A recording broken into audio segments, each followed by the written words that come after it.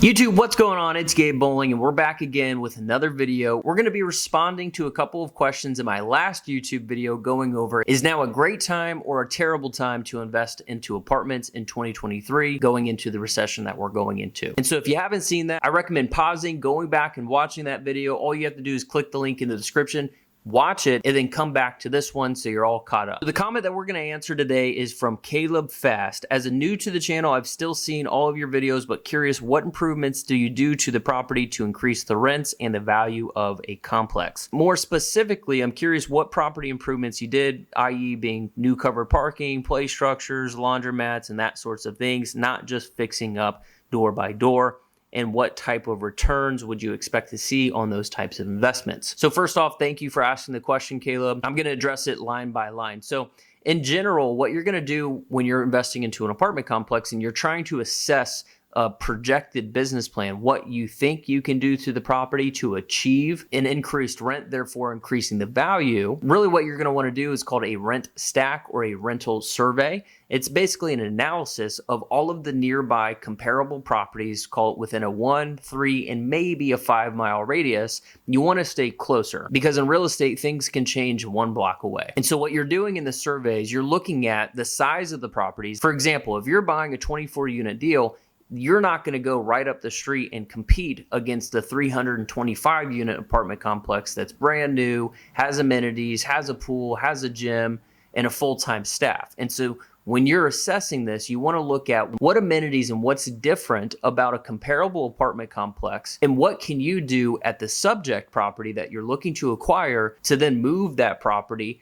a little bit closer to the comparables, hoping that you can get an increased rent in exchange for whatever you're doing. That might be interior renovations, it might be painting the building, or adding amenities like a playground or maybe a pool. And so looking at and assessing all of the properties nearby, you're going to have a much better understanding of what you need to do at the property to achieve a certain rent. But to quantify it and to give you a real life example, you don't always have to spend money in order to find properties with a bunch of upside. So like on our 55-unit apartment complex in Daytona Beach, we bought that a year ago. And when we did our rent stack, we identified that there was a lot of owner-operator value add, meaning the previous ownership. They were a smaller mom and pop shop and they were self-managing it. And so the manager at the property had a ton of great relationships with the tenants. They all knew each other. They all were very close. They honestly wanted to keep the tenants in place and they wanted to keep the property very full because they wanted to be 100% occupied and not lose potential rent. And so when we did our rent analysis, we found that they just weren't increasing the rents with the rest of the market. And so that created a gap. And so to give you an example, we bought the property with an average rent in place of $1,008. The last leases that they were signing, meaning the increased rents, were going to $1,200. And then when we took over, our first lease that we had, we didn't do a single thing to the property. It was just the market itself has risen. Being in Florida, we were able to hit $1,400 on our first lease, and we're now at $1,500 at the property on new leases coming in place, and we still haven't done anything to the property.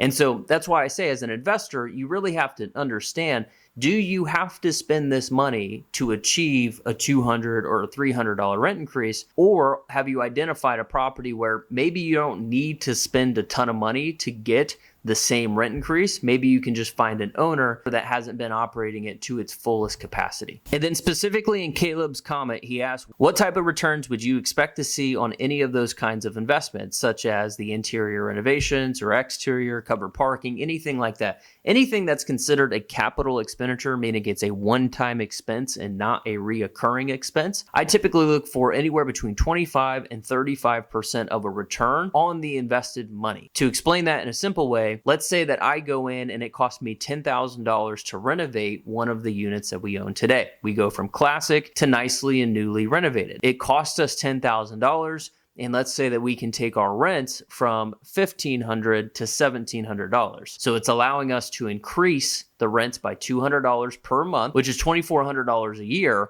And we put in $10,000 to achieve that. That's $2,400 of additional income for that year If you take $2,400 and divide it by the $10,000 that we invested to achieve that, that is a 24% return on the capital invested. That, in my eyes, is where you want to be. Obviously, if you don't have to spend it, I'm not going to spend the money, because as an investor, I'm always looking at how can I maximize return without spending as much money. And so if you want to learn more about how to get started investing in multifamily, don't worry, we're bringing content every single week here to YouTube. I also have a completely free 2-hour-long course on getting started. Trust me, it's better than most of the paid gurus courses that everybody sells today.